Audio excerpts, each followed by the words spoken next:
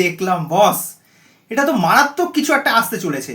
মানে ঈদে আরেকটা ধামাকা আসতে চলেছে, যেটার নাম হচ্ছে জঙ্গলি। টিজারটা আমি নাই করে 8 থেকে 9 বার দেখলাম, দেখার পরেই কিন্তু ভিডিও করতে বসলাম।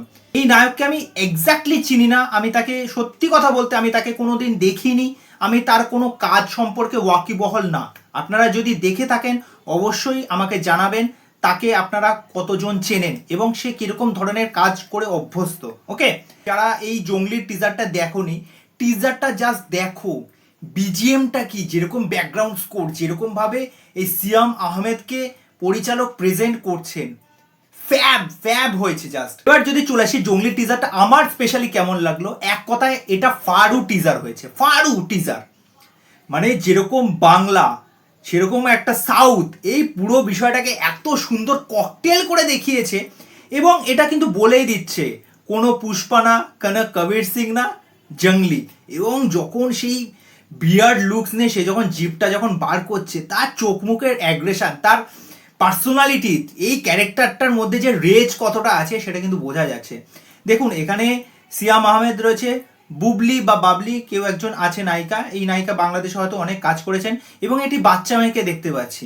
তা টিজারটা যেরকম ভাবে শুরু হচ্ছে, যে সে জয়েন্ট নিচ্ছে, প্রথমে বলছে বারুদ, তারপরে হচ্ছে আগুন, ওই জয়েন্টটা ধরাচ্ছে, ধোয়া, তারপরে যে ওই মনোলগটার সাথে সাথে তার যে ক্যারেক্টার ইন্ট্রোডাকশনটা হচ্ছে, লুঙ্গি গোটাচ্ছে, এক পাশ থেকে সেই অস্ত্রটা বার করছে, তারপরে পুরো অ্যাকশন মুড অন।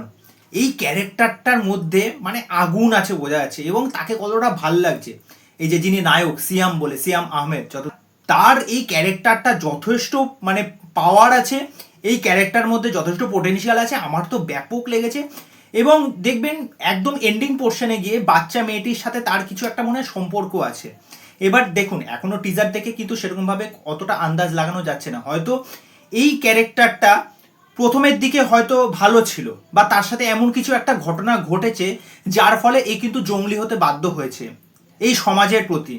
সেটা কিন্তু কিছু কিছু মানুষের ক্ষেত্রে, কিন্তু এই বাচ্চা মেয়েটির প্রতি সে কিন্তু জঙ্গলি হতে পারছে না, কেননা বাচ্চা মেয়েটির জন্য কিন্তু তার একটা অপত্য স্নেহ বা ভালোবাসা কিন্তু পরবর্তীতে জন্মাবে। কেননা লাস্টের সিনটায় যদি আপনারা ভালো করে দেখেন, দেখবেন বাচ্চা মেয়েটিকে কাঁধে নিয়ে সে কিন্তু যাচ্ছে কোথাও একটা, মানে এই বাচ্চা মেয়েটির সাথে কিছু একটা খারাপ হয়েছে বা এই বাচ্চা মেয়েটির সাথে কিছু একটা করার চেষ্টা করেছে, যার ফলে কিন্তু এবার সে জঙ্গলি হয়ে উঠতে বাধ্য হয়েছে বা এরকম কিছু একটা ব্যাপার। সেটা আমার মতো একটা থিওরি প্রেজেন্ট করলাম, কিন্তু ওভারঅল এর টিজারটা কিন্তু দুর্দান্ত একটা টিজার হয়েছে। মানে এই যে বলে না হার্ডকোর কমার্শিয়াল সিনেমা, এইরকম সিনেমাই দরকার, যে সিনেমার মধ্যে আপনার অ্যাকশন থাকবে, রোম্যান্স থাকবে, একটা ইমোশনাল দিক থাকবে।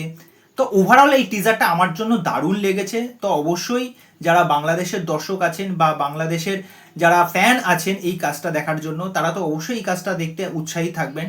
তা যদি আমাদের এখানে রিলিজ করে তো অবশ্যই দেখবো। আমি তো এই টিজারটা দেখে দারুণ লেগেছে, আমার সত্যি কথা বলছি, আমার ব্যাপক লেগেছে। এই যে সিয়াম আহমেদ যিনি এই কাজটা বা এই চরিত্রটা যিনি প্লে করতে চলেছেন, তার জন্য আমার অনেক শুভকামনা রইল, এই কাজটার জন্য অনেক শুভকামনা রইল। তা এই বিষয় নিয়ে আপনাদের কি মতামত সেটা অবশ্যই আমাকে কমেন্ট করে জানাবেন। তো চলুন আজকের ভিডিও এখানে শেষ করছি, পরবর্তী ভিডিওতে আবার দেখা হচ্ছে, বাই।